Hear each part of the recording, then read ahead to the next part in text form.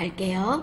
자, 공중보건학 개론에서 자, 51번에 보시면 우리가 의사소통을 할 때 이렇게 표현하는 거는 이 사람을 위해서 굉장히 도움이 되는 의사소통이다. 이래 말하면 치료적 의사소통이라고 하죠. 그 다음에 치료가 안 되는 경우도 있죠. 어떤 말을 그 사람이 했을 때 그 사람의 말을 컷한다든지 그 사람의 말을 자기 마음대로 임의로 해석해서 판단한다든지 하면은 그 사람 치료에 도움이 안 되겠죠. 그런 경우는 비치료적 의사소통이라고 그래요. 그러면 치료적 의사소통에는 종류가 여러 가지가 있는데 그 안에는 말로 해주는 것도 있겠죠. 말을 하면서 도움을 주는 거는 언어적 의사소통이라고 할 거고, 말이 아닌 다른 걸로, 그럼 예를 든다면 어떤 게 있을까요? 표정이라든지, 그죠? 또는 눈빛이라든지 몸짓이라든지 이런 거는 전부 다 비언어적인 거잖아요. 그래서 지금은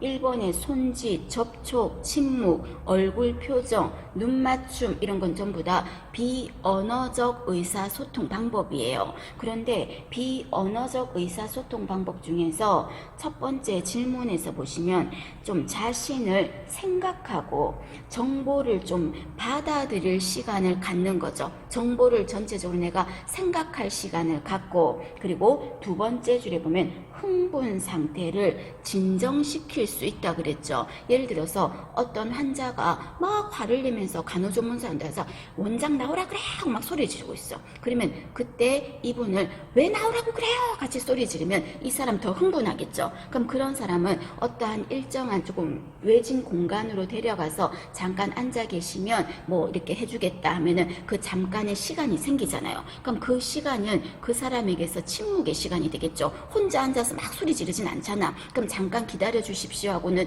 어떤 곳에 좀 앉게 해주는 거죠. 음료도 하나 갖다 주고. 그럼 잠깐 앉아서 속이 부글부글 하지만 잠깐 앉아 있는 동안에 어떤 생각이 들까요? 아유, 왜 그렇게까지 했을까? 그런 생각도 들 수 있고, 그죠? 조금 전에 흥분 상태보다는 조금 깔아앉을 수가 있는 거죠. 이렇게 어떤 사람하고 얘기를 할 때 무조건 내가 말을 하는 것보다 그 사람의 말을 잘 들어주면서 어떤 때는 내가 침묵하는 거, 말을 하지 않는 거, 그것도 도움이 되는 겁니다. 그래서 그 사람이 말을 안 하고 가만히 있음으로 인해서 자기가 한 말에 대해서 내가 왜 그렇게까지 말을 했을까? 그렇게까지 그 사람한테 화낼 일도 아닌데 간호조무사가 뭔죄야 그 자리에 있었다는 그 이유만으로 물폭탄 맞듯이 맞고, 이런 생각도 들겠죠. 그리고 내가 조금은 아까보다는 감정이 조금은 누그러질 수도 있잖아. 이런 게 바로 뭐다? 침묵이라는 겁니다. 이거는 좋은 거예요. 치료적인 의사소통입니다. 이때 침묵은 여러분 자녀가 말을 시켰는데 말도 안 하고 쌩까고 응 하고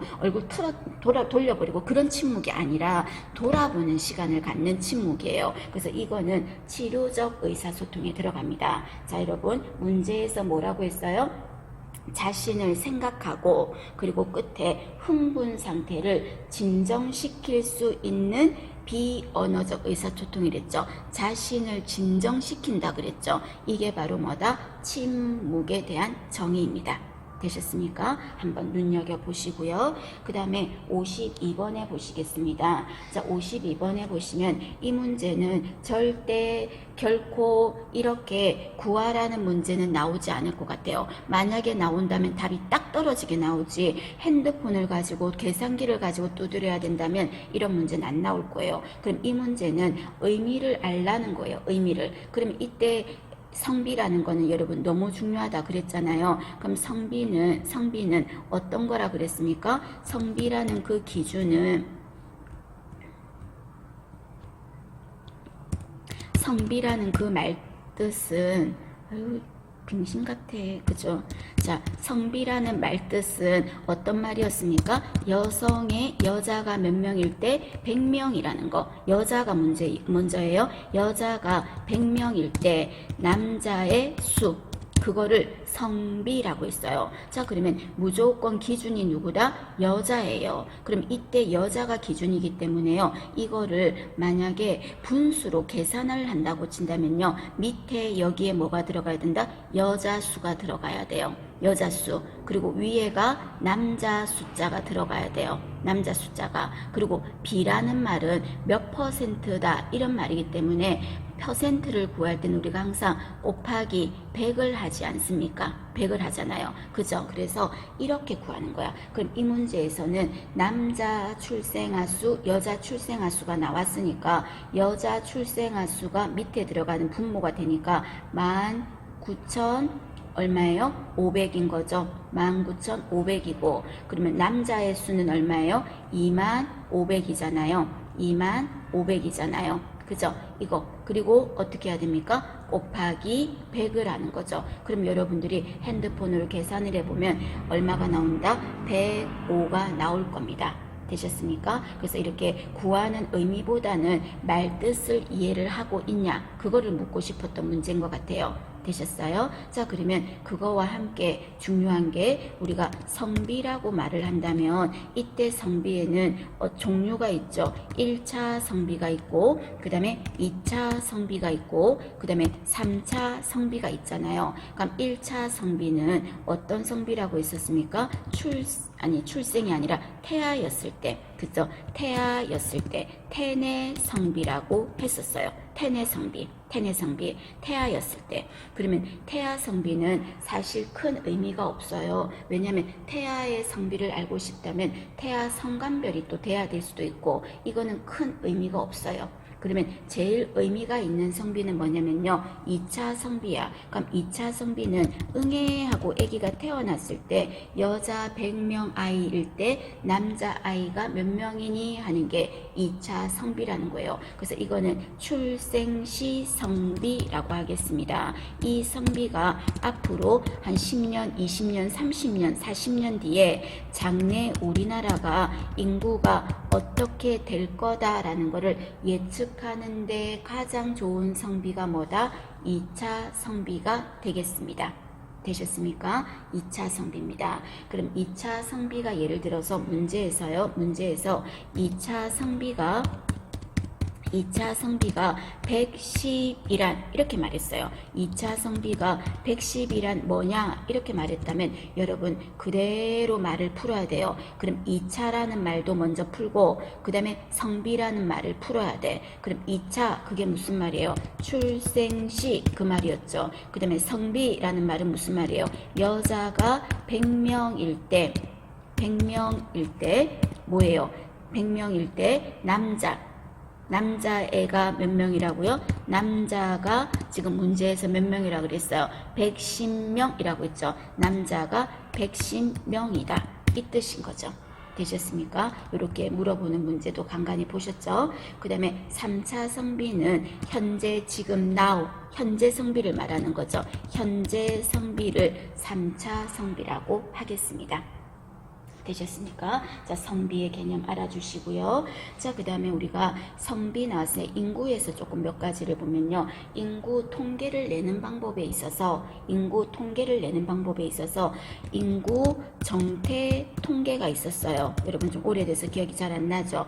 인구 정태 통계가 있었어. 그럼 인구 정태 통계는 정자가 고요하게 머문다 이렇게 생각하세요. 아, 자기는 되게 정적이야. 이 말은 들쑥날쑥하지 않다는 거죠. 그럼 인구 정태 통계는요. 어떤 거냐면요. 어느 한 순간 또는 어느 한 시점 그때 인구 정태 통계라고 합니다. 통계를 내는 방법에 있어서. 그래서 2020년 7월 1일 현재 시점 인구 남녀 인구 뭐 이렇게 물어보는 거예요. 그럼 그거는 뭐다? 인구 정태 통계예요. 왜냐하면 날짜를 지정했잖아. 7월 1일 현재 8월 1일 현재 이렇게 말했으니까 그 시점만 물은 거지 지난번하고 이번하고 얼마나 비교가 들락날락 많이 증가 감소를 물은 거는 아니잖아요. 이렇게 묻는 거는 인구 정태 통계라 그래요. 그러면 이것도 헷갈린다 하신다면 어떻게 하자? 자, 여기에다가요. 인구 정태 통계는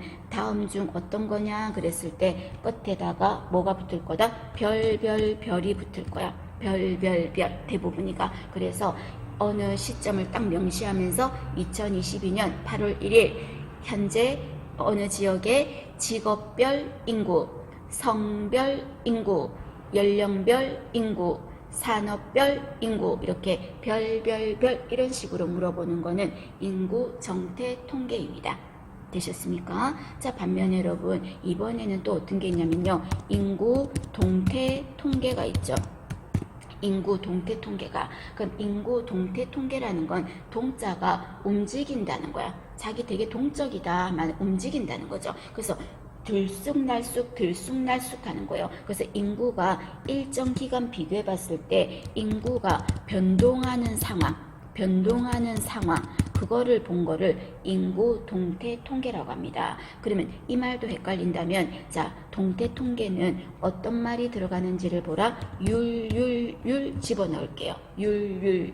자, 그래서 인구 동태 통계는 출생률 또는 사망률, 출생률, 사망률 이런 거, 이혼율, 전입률, 전출률 이렇게 율 이런 거 들어가는 거는 작년하고 올해하고 비교할 수 있겠죠? 이렇게 변하는 거는 인구 동태 통계예요. 그래서 결론 별 이런 식으로 묻는 거는 통계 방법은 인구 정태 통계고 뭐 출생률, 사망률, 혼인율, 이혼율 이런 식으로 묻는 거는 인구 동태 통계고 되셨습니까? 그렇게 봐주시고요. 그 다음 우리가 인구를 특성을 파악할 때 여러 가지를 또 볼 수 있잖아요. 여러 가지를 보는데 이 지역에 연령이 어느 정도 되냐 그죠? 이런 것도 볼 수 있겠고 또 이 지역에 남자 여자 중에서 남자가 차지하는 비중 여자는 어느 정도 되냐 이런 것도 볼 수 있겠죠. 또 이 지역에는 직업을 어떤 직업들을 주로 가지고 있느냐 이런 것도 볼 수 있겠죠. 회사에서 사무직에 있는 사람이 많은지 또는 일용직 근로자가 많은지 그죠? 또 어느 쪽에서는 또 부촌에 가면 법조계나 뭐 이런 그런 사람들이 많은지 이런 것도 알 수 있잖아요. 그 지역을 보면. 그래서 그 지역의 특징을 파악할 수가 있겠죠. 또 이 지역의 교육의 정도 이런 것도 보면은 이 지역의 특징도 알 수 있겠죠. 이 지역에 사는 사람들의 주민들은 다 대학을 졸업한 이 사람들이 대부분이다. 또는 어느 정도 수준이다. 학력을 보면 알 수가 있죠. 그럼 이런 것 등을 통해서도 알아볼 수 있는데 자, 우리가 인구를 알아보는 방법에 있어서 어떤 기준이 있어. 그 기준을 정함에 있어서 두 가지가 있는데요. 양적인 기준이라는 게 있고 질적인 기준이라는 게 있어요. 그럼 이때 연령은 양적인 기준에 들어갈까요? 질적인 기준에 들어갈까요? 연령은 나이가 많고 적고 이렇게 되는 거죠. 이거는 양적 기준에 들어갑니다. 그래서 다음 중 연령은 어느 기준에 속하냐 하면은 양적 기준에 들어가요. 반면 성, 직업, 교육 이런 거는 그 안에 양이 들쑥날쑥 하는 것보다는 그곳의 그 지역의 퀄리티 어느 정도의 질 뭐 이런 거를 좀 볼 수 있는 거죠. 그래서 이런 걸 알아보는 거는 인구의 질적 기준을 고려한 거다라고 합니다. 그래서 질적 기준으로 알아보는 거는 성, 직업, 교육 이런 거고 연령 하면은 양적 기준에 속하겠습니다. 되시겠습니까? 자, 그렇게 정리를 합시다. 여러분 봐주실 것. 자, 그 다음에 52번은 그렇게 이해하고요. 그 다음에 53번 볼게요. 53번. 너무 중요하죠, 여러분? 자, 53번은, 자, 이거는 한마디로 뭐예요? 5번에 있는 외상후 스트레스 장애라는 거죠. 외상후 스트레스 장애. 자, 외상후 스트레스 장애 같은 경우는 여러분, 어떤 거였어? 생명을 위협할 정도의 엄청난 큰 트라우마가 있을 때를 외상후 스트레스 장애라고 했었죠. 그래서 얘와 뭐를 구별해야 된다? 범불안 장애하고 구별해야 돼. 그래서 범불안 장애와의 차이점은 외상후 스트레스 장애.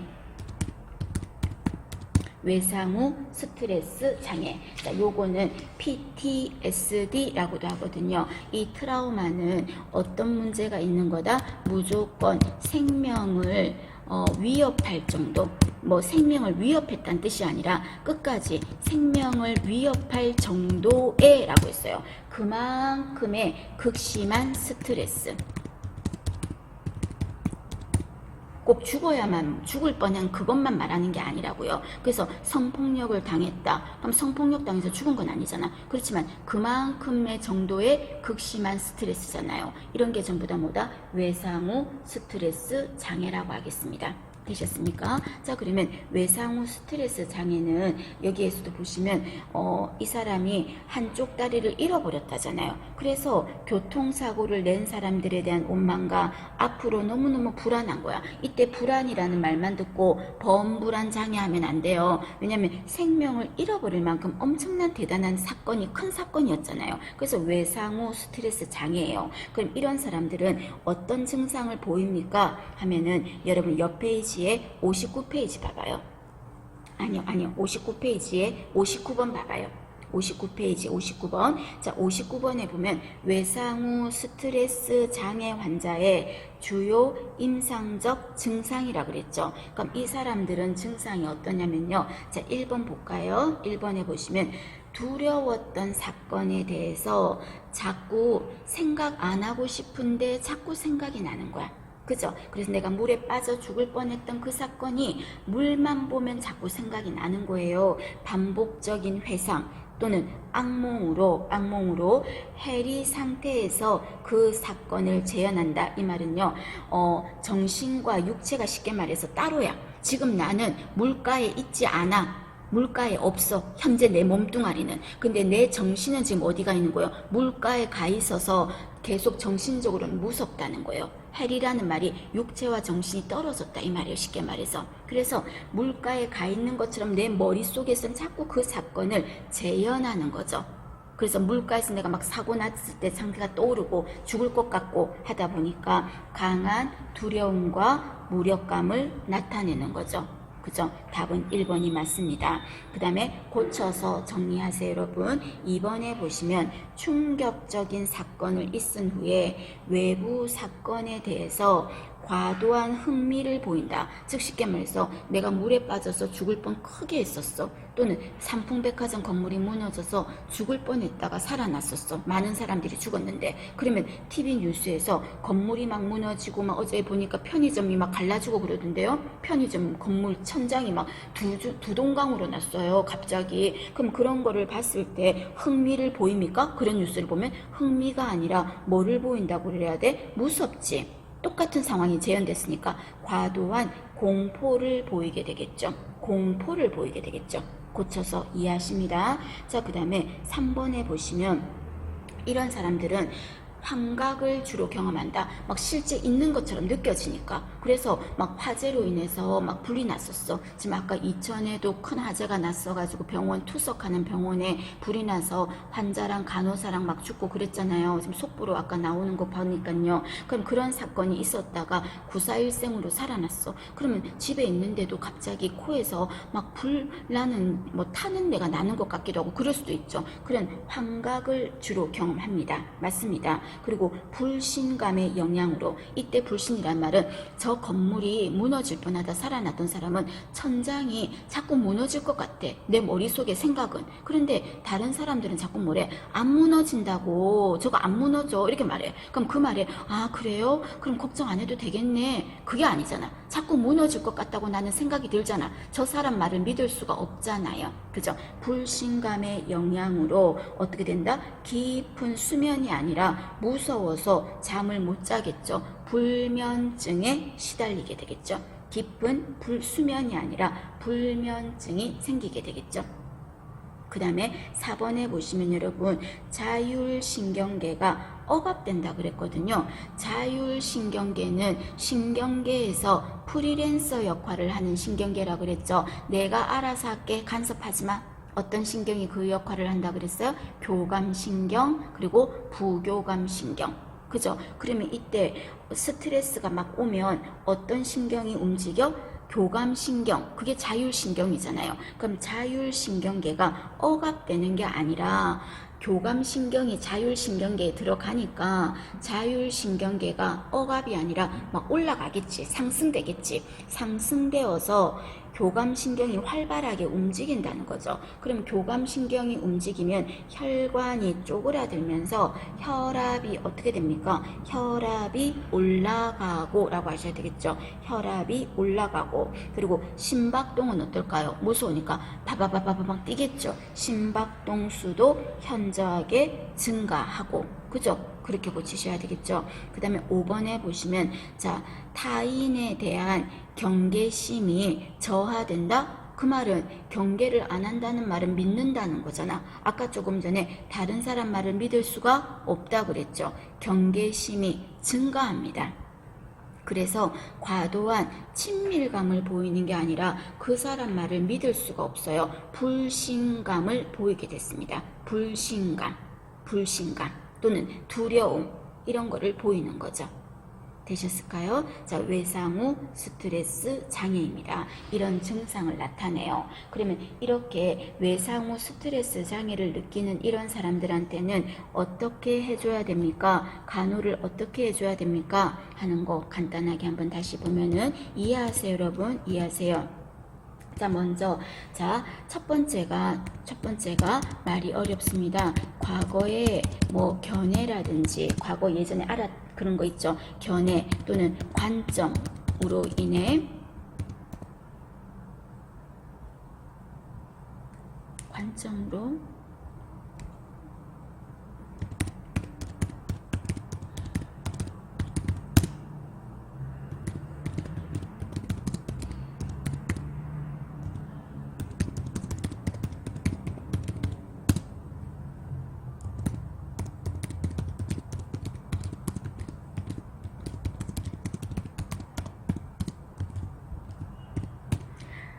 자, 여러분 한번 잘 이해하세요. 막 외우려고 하지 말고 보세요. 자, 이 사람은 과거의 생각에 빠져 있죠. 그죠? 건물이 무너질 것 같고, 그죠? 그런 견해나 관점으로 자꾸 사고를 바라보고 있잖아. 그러면 그거는 과거에는 그랬지만 지금은 건물 안 무너지잖아. 근데 그 사람은 자꾸 뭐라고 생각해요? 무너질 거라고 생각하는 거는 자신만의 생각이잖아요. 자기만이 느끼는 생각을 주관적 관점이라고 하는 거죠. 쉽게 말해서 무너질 것 같다고 나만 느끼는 거야. 그럼 그 말에 저 천장이 자꾸 무너질 것 같아요 이렇게 말할 때 여러분이 아 그래요? 그러나 내가 옆에 있으니까 너무 걱정 마세요. 그 말은 그 사람이 무너질 것 같다는 말을 믿고 그대로 따라주는 거잖아요. 그렇게 하면 안 된다고. 무너지지 않을 거라는 거를 알려줘야 돼. 그래서 뭐라 하라는 뜻이 아니라 주관적인 관점을 어떻게 객관적으로 아니에요. 실제는 아니라고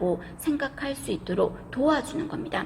저 건물은 무너지지 않을 겁니다 라는 거를 알려주라는 거예요. 그래서 주관적인 관점을 객관적으로 바라보도록 해줘라. 그거 여러분 포커스예요. 그래서 주관적으로 느끼는 잘못된 생각을 객관적으로 볼 수 있도록 바로 잡아줘야 되는 거예요. 그러면 그 다음에 이번에는 이렇게 물어요. 자, 이 사람은 자꾸 무너질 것 같다는 자꾸 주관적인 생각을 하니까 땀도 나고 막 가슴도 쿵닥쿵닥 뛰고 막 혈압도 올라가고 막 예민해지고 막 그렇게 되겠죠. 이렇게 그 사람이 신체적인 증상이 나타날 거 아닙니까? 무서워서. 그럼 이런 신체적인 증상이 나타나면 그거를 무시한다라고 하면 안 돼. 그래서 신체적인 증상이라든지 무서워서 심리적인 증상을 나타내면 이것은 어떻게 해준다? 불쌍하잖아요. 이런 생각을 하면 안 된다는 걸 알면서도 자기가 자꾸 나니까 자기도 모르게. 그래 이런 증상을 어떻게 해준다? 증상을 이해해줘야 돼요. 증상을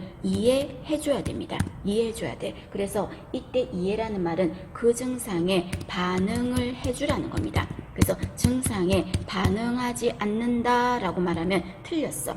반응하지 않는다는 말은 그 사람이 그런 증상을 드러내든 말든 그냥 언급하지 않는다는 거죠. 그러면 안 돼. 그러면 안 되고 그 사람이 막 무서우면 많이 두려우신가 봐요 라고 반영 있었죠. 반영. 그래서 많이 두려우시군요. 힘드시군요 라고 그 사람이 나타내는 증상을 받아들여줘야 돼. 받아들여줘야 돼. 되셨습니까? 자, 그거 두 번째 조심하시고요. 그러면 이 사람은 어떤 생각이 들까요? 자기도 잘못됐다는 거는 알고 있어요. 그래서 이 사람을 우리는 어떻게 해줘야 된다? 잘못된 생각을 하고 있으니까 1번하고 같은 의미입니다. 비논리적인 사고를 어떻게 해줘야 된다? 교정해줘야 돼요. 잘못된 생각을 하고 있다. 천장이 무너지지 않을 건데 무너질 것 같다고 생각하는 것을 교정을 해줘야 되겠죠. 그러면 이 환자는, 외상후 스트레스 환자는 뭔가 인지 능력에 문제가 있는 건 아니잖아요. 그럼 내가 생각해도 내가 지금 이상하다는 생각이 들겠죠. 그죠? 자꾸 무너지지 않을 건데 나는 자꾸 왜 그런 생각이 들지라고 생각하면서 내가 이러다가 미치는 거 아닐까 하고 또 자괴감에 빠지겠죠. 그럼 이 사람한테 또 뭐 해줘야 돼? 격려해야지. 뭐라고 격려할 겁니까? 괜찮아요. 시간이 지나면 벗어날 수 있을 거다. 벗어날 수 있다는 것을 알려줘야 되겠죠. 시간이 지나면 벗어날 수 있습니다. 이런 과거의 영향에서 벗어나서 편안한 마음이, 평정심을 가지게 되실 겁니다. 그동안에 함께 치료합시다. 이렇게 해줘야 되겠죠. 이게 외상후 스트레스 장애의 간호가 되는 거예요. 자, 잘못된 생각을 하고 있는 것을 어떻게 객관적으로 볼 수 있도록 도와야 돼. 그리고 또 그러나 그 사람이 나타내는 증상들 있죠. 그런 증상을 이해해줘야 돼. 그 말은 증상에 반응을 해줘야 돼. 그리고 잘못된 생각하는 거를 교정해주고, 그리고 시간이 지나면 벗어날 수 있습니다 라고 알려주는 거죠. 자, 요게 여러분 외상후 스트레스라고 해서 다음에 문제집에서 또 나올 거예요. 이때 어떻게 간호를 해야 되는가 라고 물었을 때 증상에 반응하지 않는다 이런 말하면 잘못됐다는 거 이해되실 거고, 그리고 비논리적인 사고를 교정해주지 않는다 이런 말이 있어요. 그러면 아니야. 그리고 주관적인 관점을 계속 지지한다 이런 말하면 틀렸어. 주관적인 관점을 지지하면 안 되겠죠. 천장 무너질 것 같은데 천장 무너지네요 라고 하면 안 되잖아. 객관적으로 볼 수 있도록 도와주는 거죠. 자, 요런 게 전부 다 외상후 스트레스 장애입니다. 자, 이거와 함께 여러분 꼭 구별해야 될 게 어떤 게 있습니까? 범불안 장애가 있겠죠. 그래서 범불안 장애는 이거는 범자가 그냥 광범위하다는 거예요. 어떤 특정한 아주 대단한 뭔가 뚜렷한 사건이 있었던 건 아니에요. 그럼 범불안 장애는 이게 오래 지속됩니다. 그 기준이 6개월 이상 지속될 거예요. 그래서 6개월 이상 지속되고, 그 말은 급성이 아니라 만성적이라는 거죠. 지속되고 만성적이고 걱정을 너무 많이 해. 근데 그 걱정이 전혀 일어나지도 않은 쓸데없는 걱정을 하는 거예요. 우리 입장에서는 쓸데없는 걱정이지만 그 사람한테는 정말 힘든 그 시기가 되는 거죠. 심리 상태가 되는 거죠. 그래서 이때는 비현실적인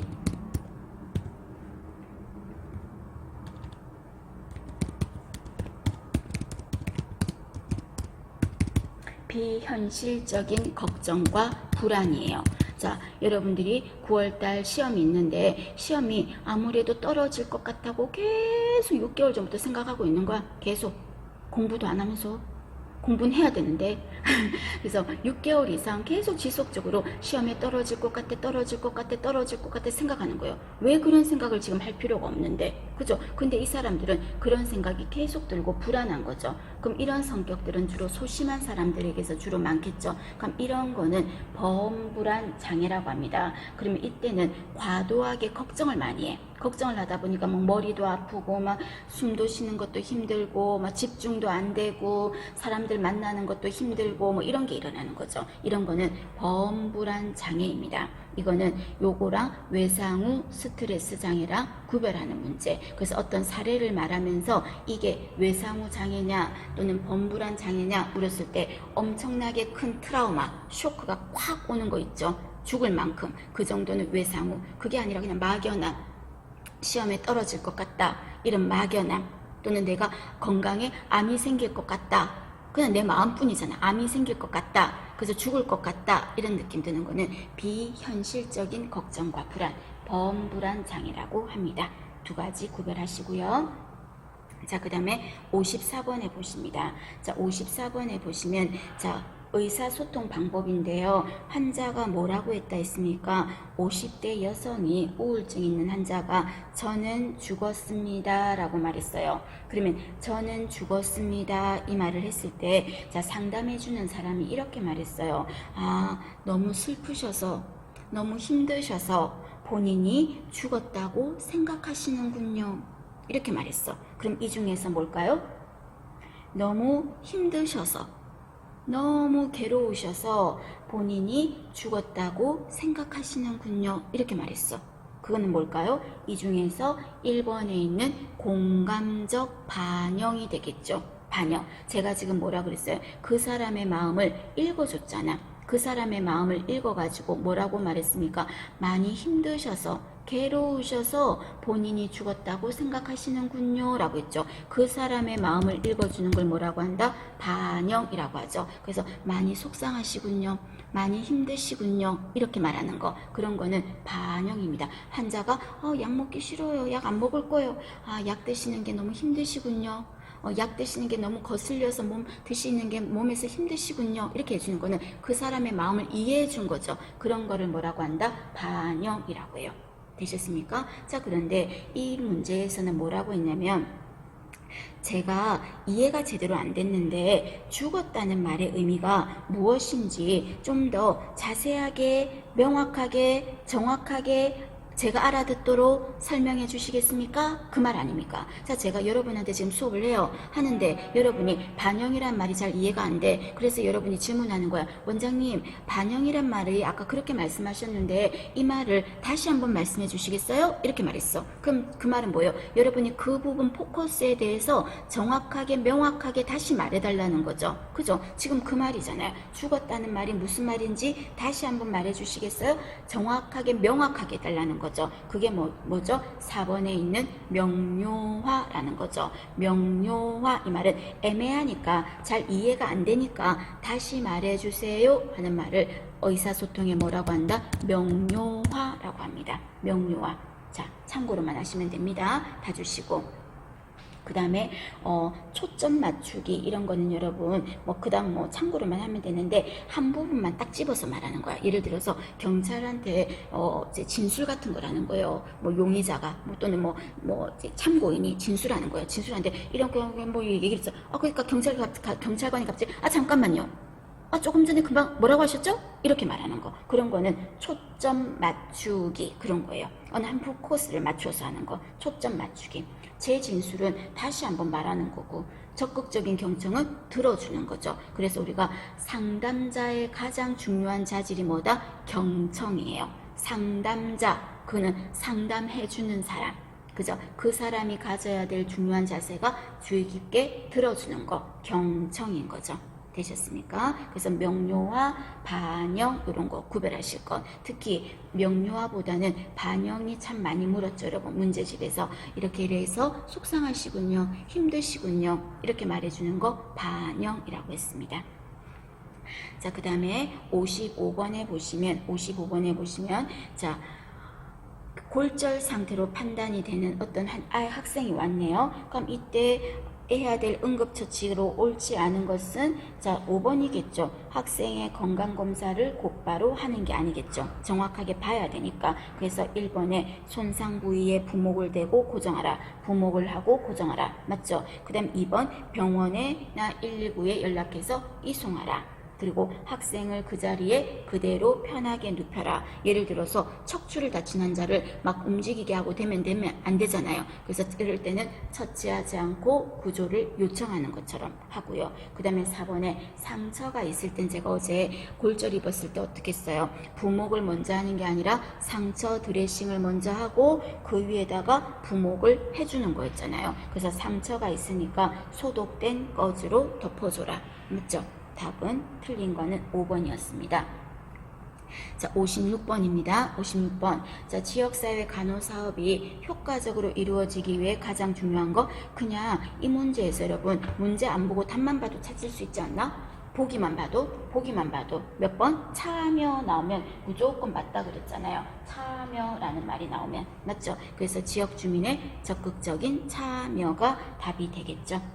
되셨습니까? 자, 그 다음에 57번은 우리 어저께도 언급을 했었어요. 결핵을 알아보는 투베르쿨린 반응 검사하는 방법 말씀드렸죠. 그때 몇 시간 뒤에 보는 거였다? 48에서 72시간. 자, 3번 옆에다가 72시간 후에 옆에다가 좀 더 정확하게 말하면 48에서 72시간.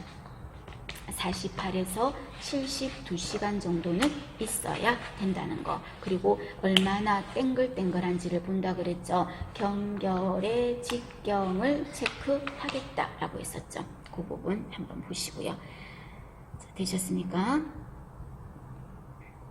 자, 그러면 여러분, 자, 질문합니다. 우리 했던 것 중에서, 자, 이런 경우는 용어 정의를 한번 말해 보시겠어요? 자, 1번. 시험을 치고 싶은데 여러분이 시험 치면 스트레스 받는다니까 그냥 질문만 하는 거예요. 자, 1번. 자, 결핵균에 침입은 되었어요. 결핵균에 침입은 됐어요. 결핵균 침입했어요. 결핵균이 우리 몸에 들어왔다고 침입했어요. 자, 그리고 결핵균 검사에서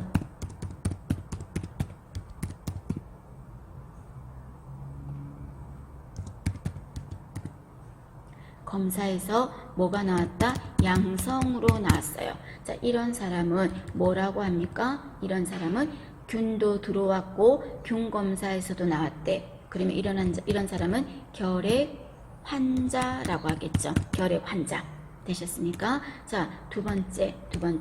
자, 결핵균 검사에서 양성이 나왔어요. 그러면서 자, 포커스는 타인에게 전염시키는 결핵 상태예요. 자, 그런 환자는 뭐라고 합니까?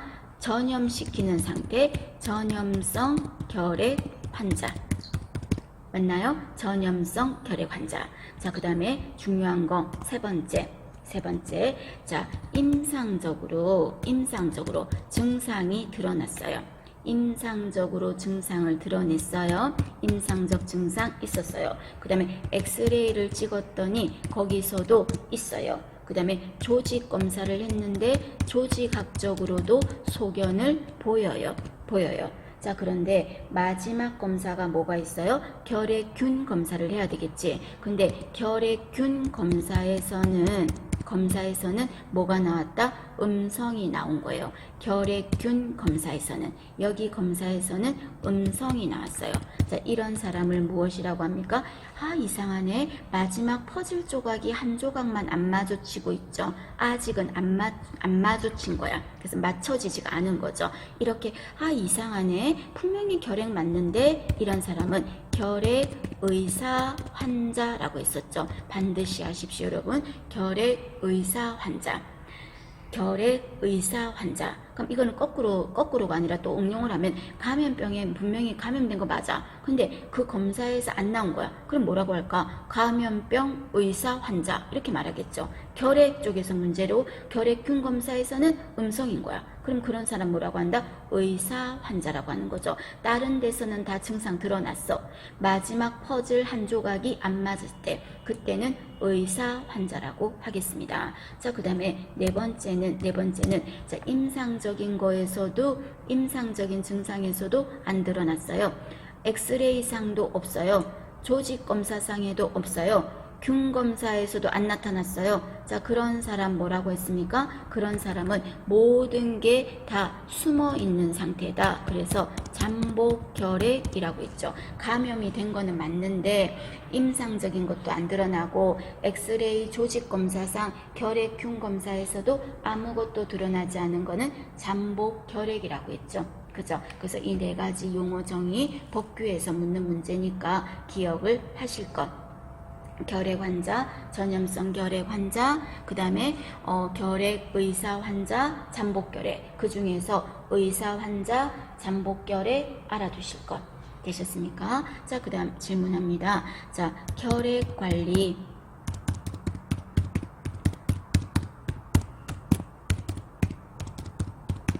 자, 결핵관리 종합계획을 수립하는 거는 몇 년마다예요? 계획 짜는 거 대부분 몇 년이었어? 5년.